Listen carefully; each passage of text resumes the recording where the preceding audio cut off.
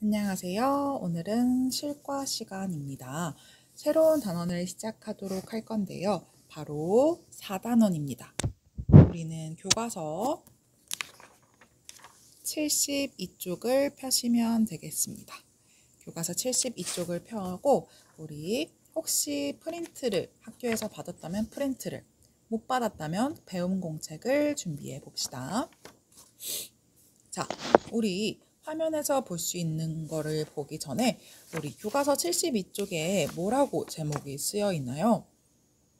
그렇습니다. 생활 속 수송 기술이라는 것인데요. 그거를 무엇인지 배워보도록 하는 것을 기대하며 오늘의 공부 시작하겠습니다. 자, 사진 속에서 찾을 수 있는 공통점 한번 볼게요. 여러분은 이 그림 속에서 어떤 것을 볼 수 있나요? 뭔가 여기 로켓도 있는 것 같고 헬리콥터도 있고요. 뭔가 요즘에서야 등장하기 시작하는 드론도 보입니다.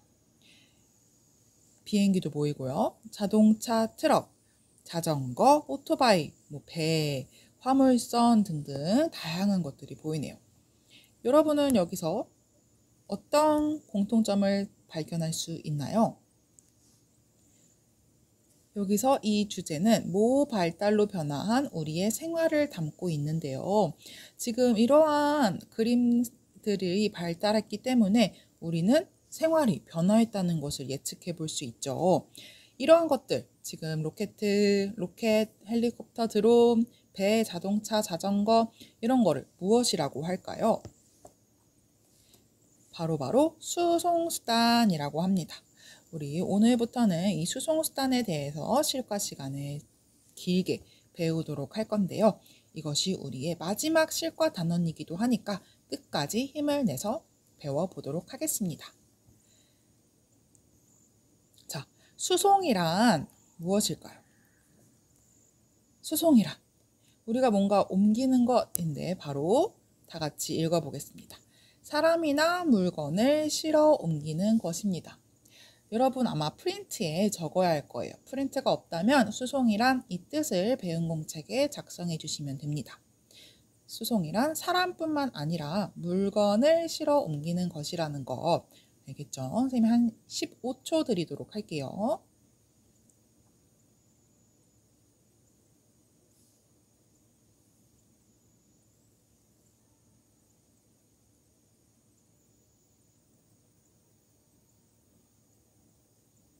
자, 그렇습니다.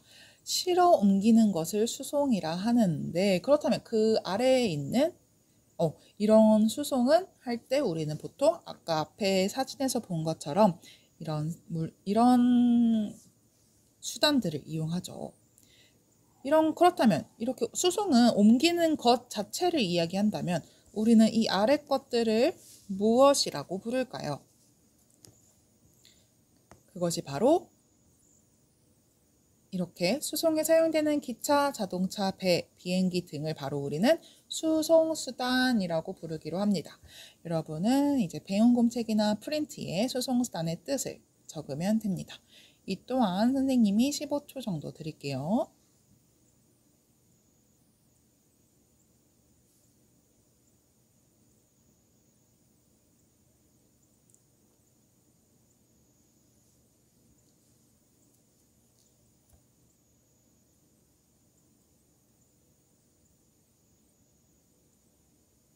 자, 다 적으셨나요? 그러면 우리 이렇게 수송에 사용되는 기차, 자동차, 배, 비행기 등을 수송수단이라고 하는데 이를 오늘은 분류하는 활동을 해보도록 할 거예요. 다시 앞을 볼게요. 이 사진들을 분류할 때 어떤 기준으로 분류하면 좋을지 생각해 볼게요. 15초 동안 이거를 분류한다면 어떻게 분류할 수 있을까? 분류란 이렇게 수송수단이라는 상위 개념이 있다면 그거를 두고 어떻게 나눌 수 있을까? 이런 것들을 분류라고 하죠. 분류 기준을 뭐로 담을 수 있을지 생각해 봅시다.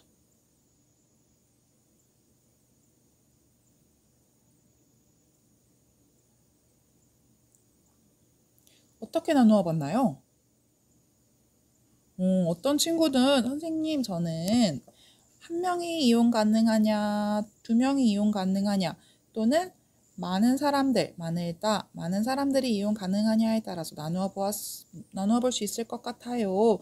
라는 친구도 있었습니다. 또 어떤 친구는 개발된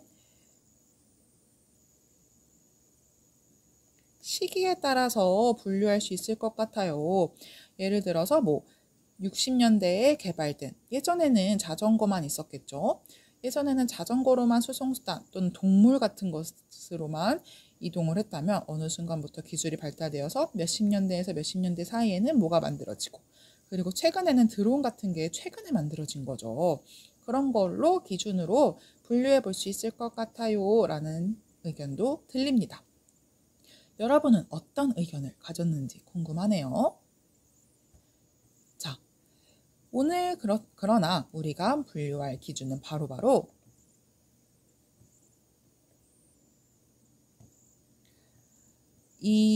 이렇게입니다. 첫 번째 분류 기준입니다. 이 네 그림의 공통점 혹시 예상해 볼 수 있겠나요? 자전거, 자동차, 트럭, 오토바이의 공통점 혹시 예상이 가나요? 이것은 어떻게 분류했길래 같이 모였을까요?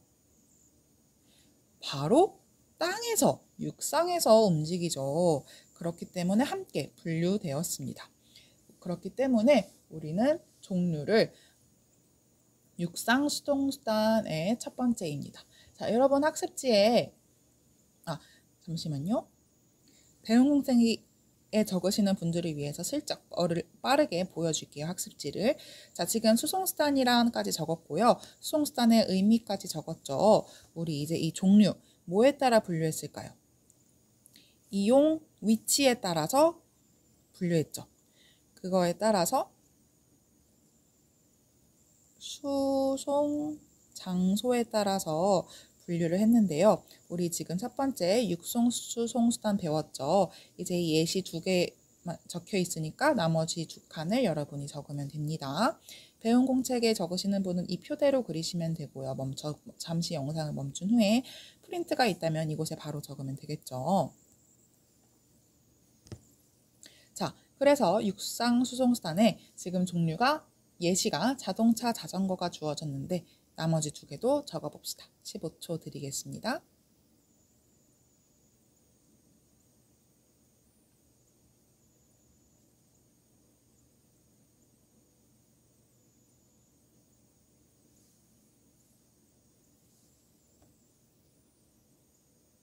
네, 우리 자전거, 자동차는 적혀 있었으니까 남은 트럭과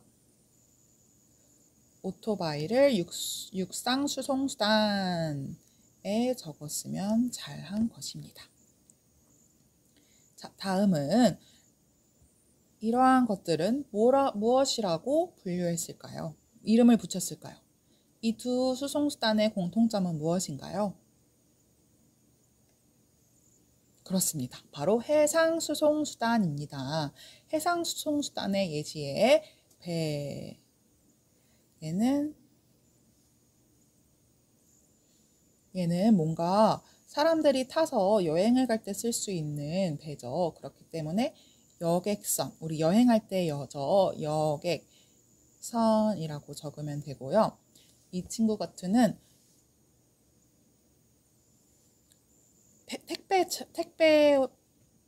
택배처럼 엄청 많은 짐들을 옮길 때 쓰입니다. 그렇기 때문에 선이라고 적어도 되고. 또 다른 해상 수송수단은 무엇이 있을까요?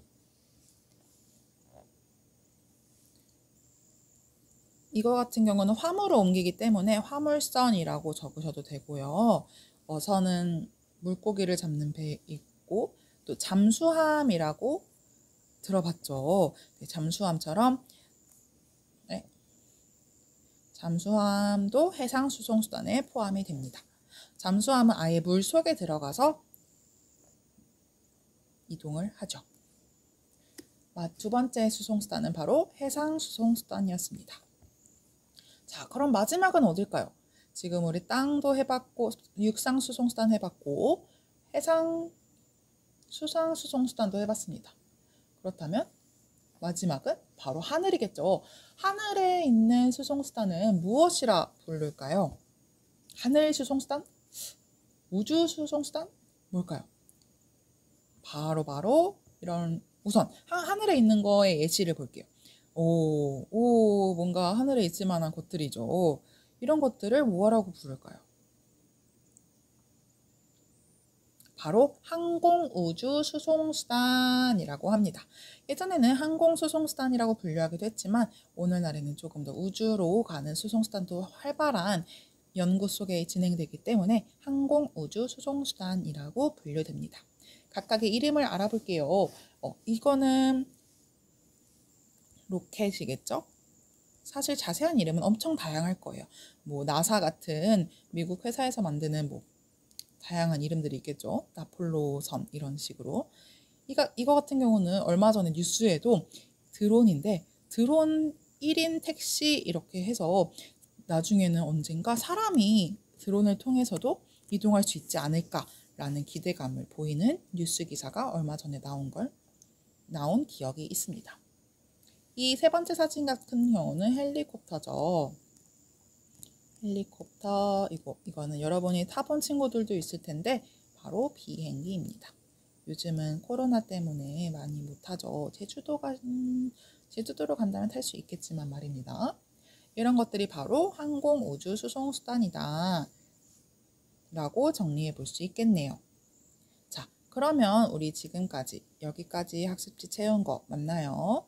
훌륭합니다.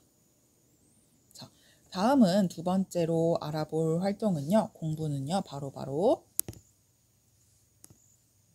수송수단 발달의 장점입니다. 그러나 수송수단 발달의 장단점을 바로 알아보기 전에 선생님이 3분의 시간을 줄게요. 3분 동안 여러분은 배운 공책이나 학습지 빈칸에다가 수송수단으로 인한 우리 생활에 어떤 영향을 미쳤을지 생각을 해보신 후에 장점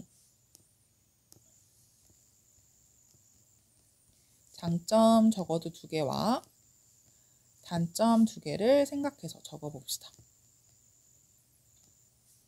3분 드릴게요.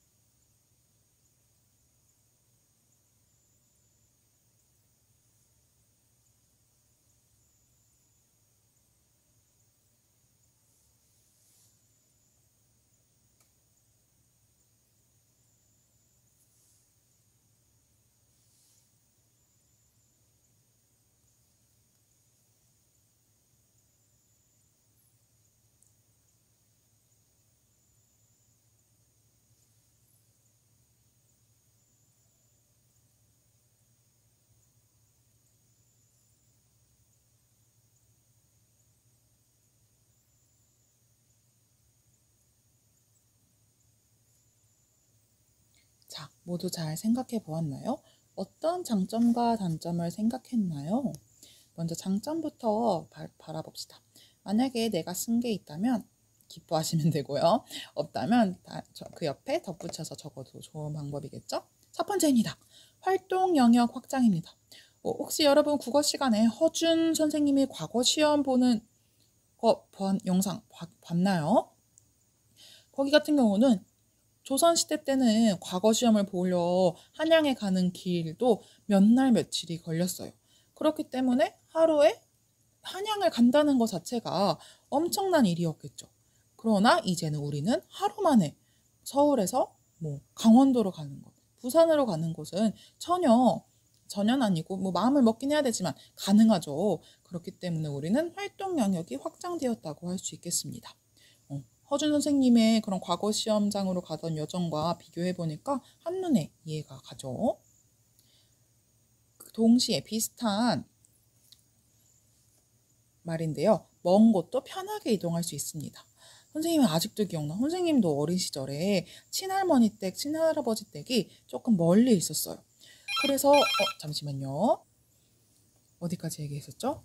아무튼 선생님 친가댁도 오래 걸렸어요. 그래서 추석이나 설날 같은 경우에는 정말 선생님 집이 서울 쪽이고 친가댁이 뭔가 남쪽이었는데 정말 9시간 동안 이 차 안에서 이 선생님 남매가 또 많았어요. 이 좁은 차 안에서 9시간 동안 가다가 휴게소 가서 몇 분 쉬고 가다가도 아니에요. 그냥 그 고속도로 위에 그냥 서 있었어요.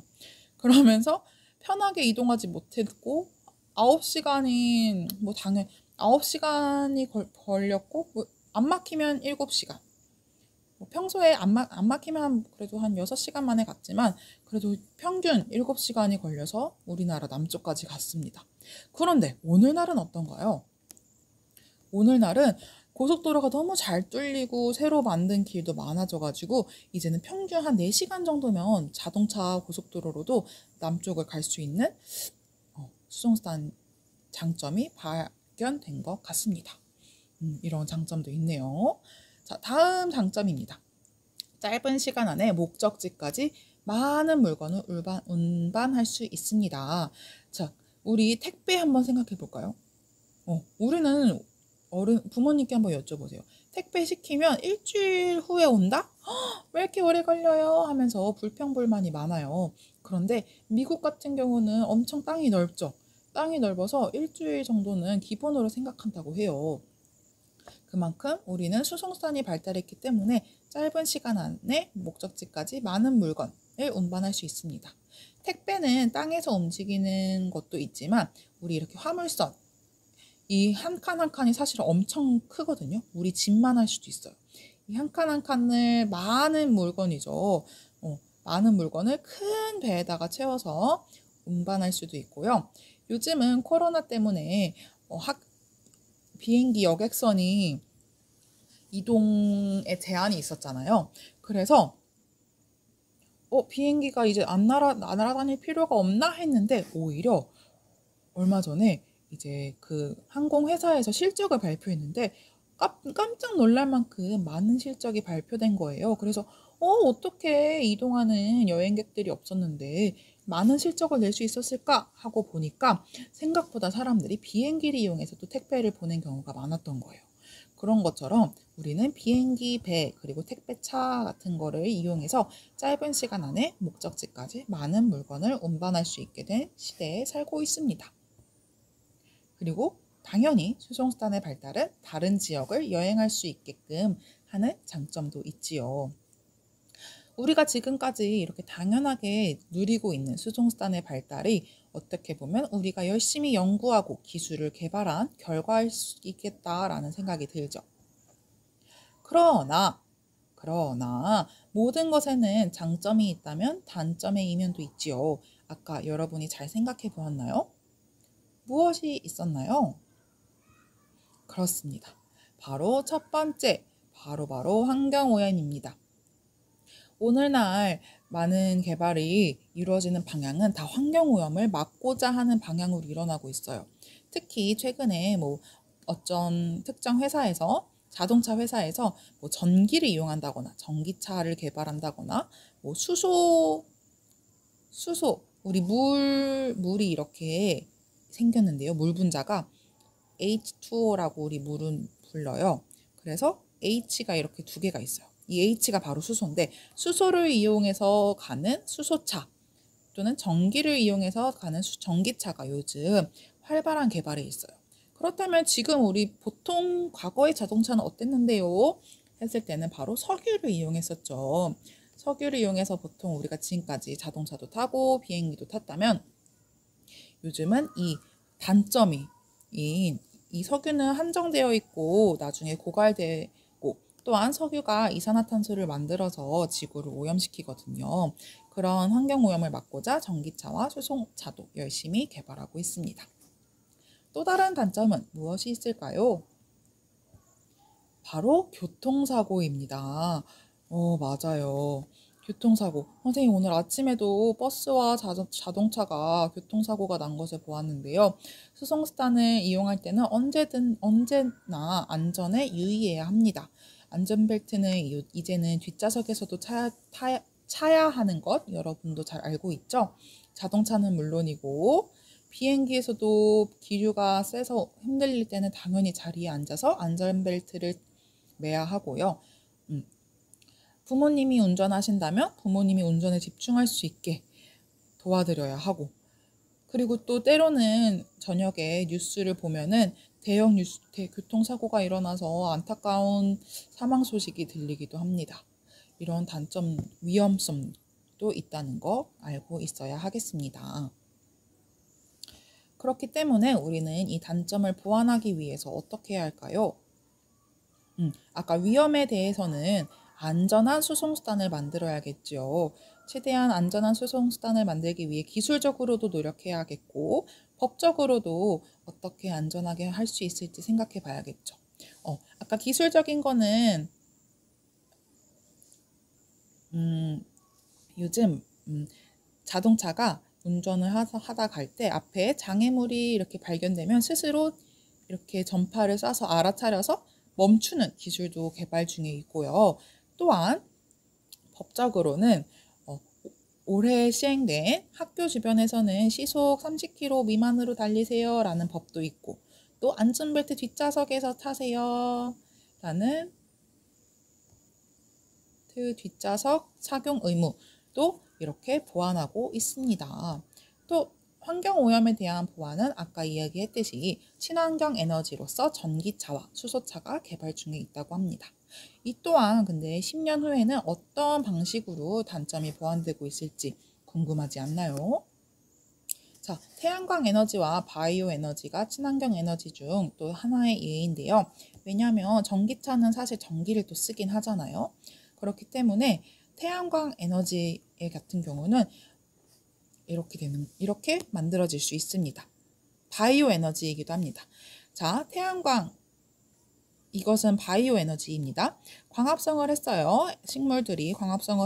이런 식물들이 광합성을 해서 공장에서 대량으로 발효됩니다. 발효란 우리가 김치 냉장고에 넣으면 아삭아삭 터진다는 광고 혹시 봤나요? 그런 것처럼 발효되는 과정이 그 예시가 바로 김치의 발효가 있죠. 그런 식으로 우리가 광합성한 바이오를 생명체를 공장에서 대량으로 발효합니다. 그리고 이로부터 에탄올, 알코올을 생산해서 이거를 우리가 바로 연료로 사용한다면 조금은 환경에 도움이 되는 바이오 에너지가 되는 것인데요. 바이오 에너지란 바로 생물체를 열 분해시키거나 발효시켜 얻는 에너지라고 합니다. 생물을 우리 바이올로지라고 하죠. 생명과학 이런 것들을 바이올로지라고 하기 때문에 바이오 에너지라고 하는 것입니다. 우리 다음에 이어서는 미래에는 이런 수송수단이 생기지 않을까라는 영상을 한번 보고 올게요.